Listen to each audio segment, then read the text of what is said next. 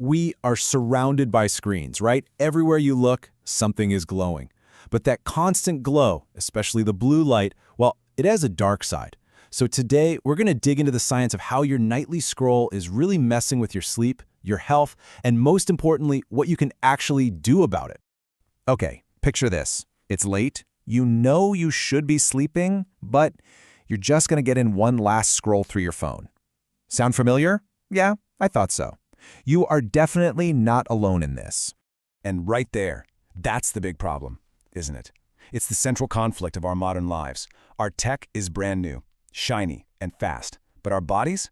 Our biology is ancient. So that little glowing rectangle in your hand is sending a signal that's basically picking a fight with thousands and thousands of years of evolution. So just how common are we talking? Get this.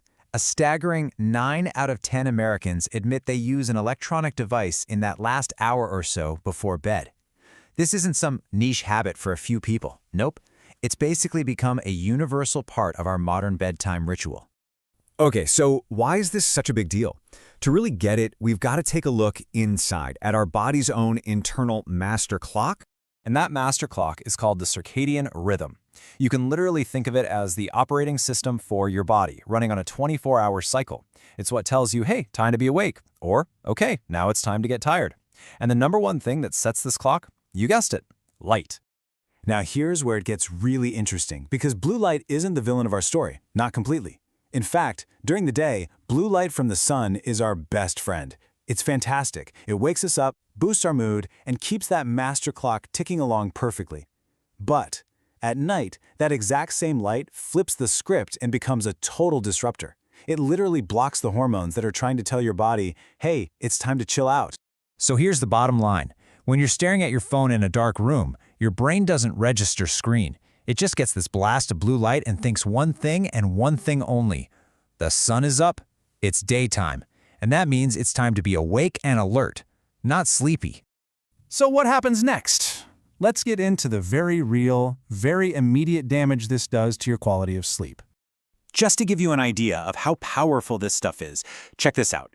Researchers at Harvard found that blue light at night shuts down your melatonin production, that's the key sleep hormone, for twice as long as green light does, even at the same brightness. It is uniquely, incredibly good at messing with your sleep.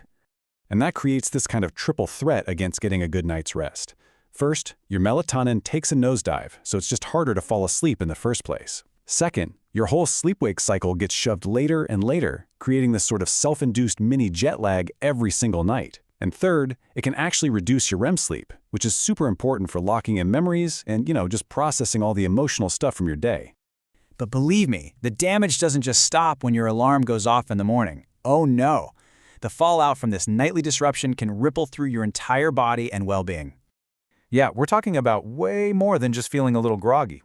This habit is linked to stuff like digital eye strain and mood swings. Some research even points to long-term connections with serious conditions like diabetes and heart disease. But there's another victim here, one that might actually surprise you, and it's your skin. Yep, you heard that right. That light from your screen can actually get deep into your skin, and it kicks off this process called oxidative stress. The easiest way to think about it is like a tiny, invisible sunburn that's happening at a cellular level.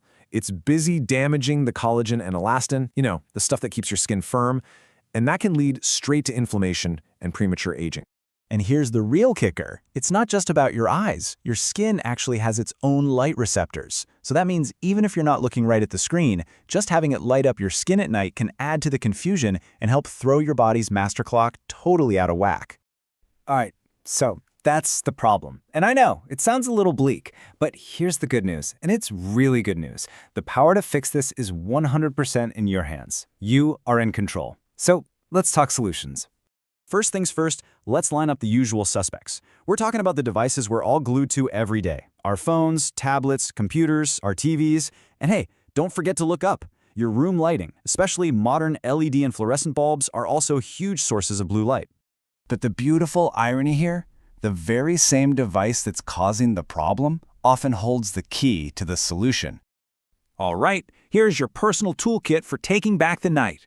Number 1, and this is the big one, a screen curfew. Seriously, just put the devices away 60 to 90 minutes before bed. Number 2, on your device, turn on night mode. It warms up the screen color and makes a huge difference.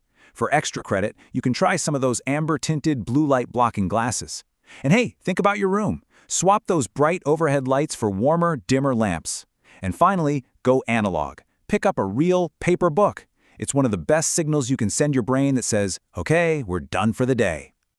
So, why are we obsessing over this? Why does this all matter so much? Because getting a handle on this one little habit connects directly to the absolute foundation of your health. Let's be really clear. Sleep is not a luxury. It is the non-negotiable foundation that your entire mental and physical health is built on. When you get better sleep, you get a better everything. And I think the most important thing to take away from all this is that we're not talking about some massive, impossible lifestyle change here. Not at all. These are just small, simple tweaks to your nightly routine that can pay off with huge dividends in how you feel, think, and perform every single day. So, I'll leave you with this final question. Think about your own routine right now. What's the one thing, the one device, the one light, the one habit that you can power down starting tonight?